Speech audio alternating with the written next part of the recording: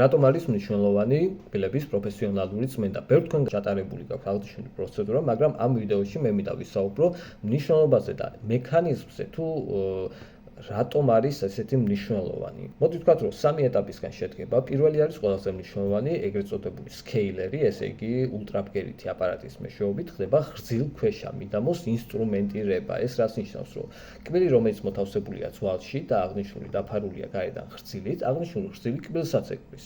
და კბილსა და ღვიძლს შორის გარკვეული ნაპრალია, სივრცე გაჩენილი ნორმაში, რომელსაც თავისი სიღრმე აქვს, ასევე ნორმის ფარგლებში მერყეობს 1-დან 3 მმ-მდე სიღრმე და აღნიშნულ მიდამოს ასევე ჭირდება ჰიგიენის დაცვა და ხეხვის სწორი ტექნიკა, რადგან ცუდი ჰიგიენის შემთხვევაში აღნიშნულ მიდამოში რბილი ნადევი გადაიქცევა ხოლმე მკვრივ ნადებად, მინერალიზებულ ნადებად, ეგრეთ წოდებულ ქვად.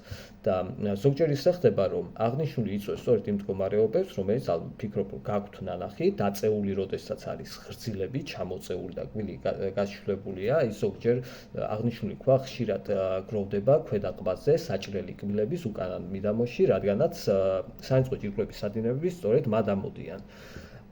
შესაბამისად, პირველი ეტაპი ეს არის, რომ ულტრაბგერით ამას მოაცილებთ, რომ პრევენცია მოხდეს პაროდონტის კომპლექსის დაზიანების.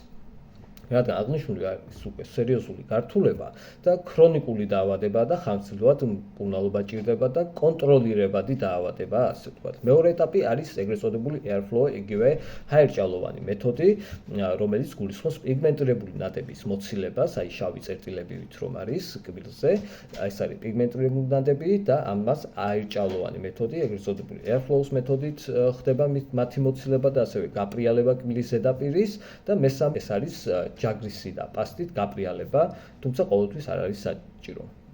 თუ თქვენთვის საინტერესო იყო აღნიშნული ვიდეო, შეგიძლიათ მომწეროთ ვიზიტთან დაკავშირებით და ასევე არ დაგავიწყდეთ გამოიწეროთ ჩემი არხი. დროებით.